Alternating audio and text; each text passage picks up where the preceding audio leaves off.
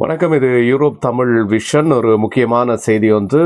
இன்று கரூரிலே நடிகர் விஜய் நடத்திய தமிழக வெற்றி கழக மாநாட்டிலே கூட்ட நெரிசலில் சிக்கி கிட்டத்தட்ட 40 பேர் வரை உயிரிழந்திருப்பதாக அங்கிருந்து வரக்கூடிய செய்திகள் தெரிவிக்கின்றன. குறிப்பாக இன்றைய நாள் கரூரிலே விஜயினுடைய மிகப்பெரிய ஒரு பொதுக்கூட்டம் நடைபெற்றது. அந்த கூட்டத்திலே ஆயிரக்கணக்கான மக்கள் கலந்து கொண்டிருந்தார்கள். அதிலே திடீரென்று கூட்ட நெரிசல் ஏற்பட்டதாகவும், இந்த கூட்ட நெரிசலில் பல பேர் சிக்கியதில், தள்ளுமுள்ளு ஏற்பட்டதில் 40 பேர் வரையும் இதுவரை உயிரிழந்திருப்பதாகவும், அதில் அதிகமானவர்கள் சிறுவர்கள் மற்றும் பெண்கள் என்று கூறப்படுகிறது. குறிப்பாக தமிழக வெற்றி கழகத்தினுடைய தலைவர் விஜய் அவர்களுடைய இந்த கரூர் மாநாடு நடைபெற்றுக் கொண்டிருந்த போது மின்சாரம் துண்டிக்கப்பட்டதாக கூறப்படுகிறது. மின்சாரம் துண்டிக்கப்பட்டதை அடுத்து விஜய் பேசியது அங்கு யாருக்கும் கேட்கவில்லை. ஆகவே முன்னால் சென்றால் அது அவர் பேசுவதை கேட்கக்கூடியதாக இருக்கும் என்று நினைத்து முண்டியடித்துக் கொண்டு மக்கள் முன்னோக்கி சென்றதில் தான் இந்த ஒரு மிகப்பெரிய ஒரு விபரீதம் ஏற்பட்டிருப்பதாக அங்கிருந்தவர்கள் தெரிவித்திருக்கிறார்கள். குறிப்பாக இந்த அனர்த்தம் நடந்தவுடனேயே ஆம்புலன்ஸ்கள் மூலமாக அங்கிருந்த வைத்தியசாலைகளுக்கு அந்த பாதிக்கப்பட்டவர்கள் கொண்டு செல்லப்பட்டார்கள்.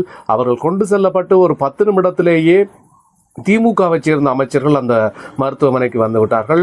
அது மட்டுமல்லாமல் அந்த கூட்ட நெரிசலில் சிக்கி உயிரிழந்தவர்களுக்கு ஒவ்வொருவருக்கும் தலா 30 லட்சம் ரூபாய் வழங்கப்படும் என்று முதலமைச்சர் அவர்கள் மு க ஸ்டாலின் அவர்கள் அறிவித்திருக்கிறார்.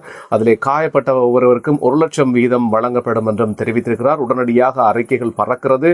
அமைச்சர்கள் உடனடியாக அந்த மருத்துவமனைக்கு வருகிறார்கள். திமுகவுடைய அமைச்சர்கள் அன்பில் மகேஷ் பொய்யாமொழி அவர்கள் இறந்தவர்களை பார்த்து கதறி அழுகிறார். செந்தில் பாலாஜி, திமுக அமைச்சர் செந்தில் பாலாஜி, அவருடைய ஊர் கரூர் என்பதால் அவர் உடனடியாக இந்த அனர்த்தம் நடைபெற்று 10 நிமிடத்துக்குள்ளேயே அங்கே அவர் வந்துவிட்டார். அது மட்டுமல்லாமல் கரூரை நோக்கி தமிழக முதலமைச்சர் மு க ஸ்டாலின் அவர்கள் இரவோடு இரவாக அங்கே சென்று கொண்டிருக்கிறார் மக்களை பார்வையிடுவதற்கு. அது மட்டுமல்லாமல் துபாயில இருந்த தமிழகத்தினுடைய துணை முதலமைச்சர் உதயநிதி ஸ்டாலின் அவர்களும் உடனடியாக அங்கே கரூரை நோக்கி வந்து கொண்டிருப்பதாகவும் சொல்லப்படுகிறது.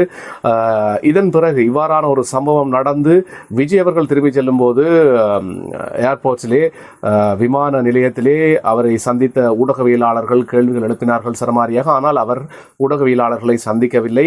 நேரடியாக அவர் எந்த ஒரு கருத்தும் தெரிவிக்காமல் சென்று விட்டார். அது ஒரு பேசுபொருளாக மாறியிருக்கிறது.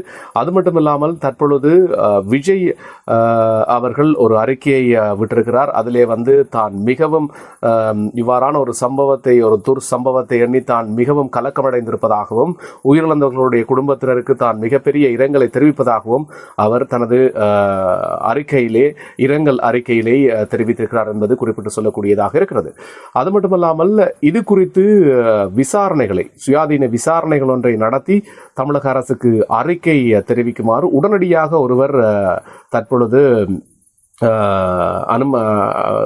தமிழக முதலமைச்சர் அவர்களினால் குறிப்பிடப்பட்டிருக்கிறார். இவர் தமிழகத்திலே ஓய்வு பெற்ற நீதிபதி அருணா ஜெகதீஸ்வரன் அவர்கள் உடனடியாக ஒரு தனி நபர் ஆணைக்குழு ஒன்று அமைத்து அந்த தனி நபர் ஆணைக்குழு மூலமாக இது பற்றிய விளக்கத்தை தமிழக அரசுக்கு கொடுக்க வேண்டும் என்று தமிழக முதலமைச்சர் மு க ஸ்டாலின் அவர்கள் அவரை நியமித்திருக்கிறார். உடனடியாக பல்வேறுபட்ட திமுகவினுடைய அரசியல் தலைவர்கள் அந்த கரூருக்கு விரைந்து கொண்டிருக்கிறார்கள். உடனடியாக 10-20 நிமிடங்களிலேயே, அரை மணி நேரங்களிலேயே ஒரு சில அமைச்சர்கள் அங்கே வந்து மக்களை சந்தித்து கண்ணீர் விட்டு கதறி அழுது மக்களுக்கு ஆறுதல் சொல்லிக் கொண்டிருக்கிறார்கள் திமுகவை சேர்ந்தவர்கள் என்பது குறிப்பிட்டு சொல்லக்கூடியதாக இருக்கிறது. இது ஒரு மிகப்பெரிய ஒரு துர்ப்பாக்கிய சம்பவமாக பார்க்கப்படுகிறது. கிட்டத்தட்ட 40 பேர் வரை இறந்திருப்பதாக கூறப்படுகிறது. இது பற்றிய விவரங்கள் தொடர்ந்து இணைந்திருங்கள். இது யூரோப் தமிழ் விஷன்.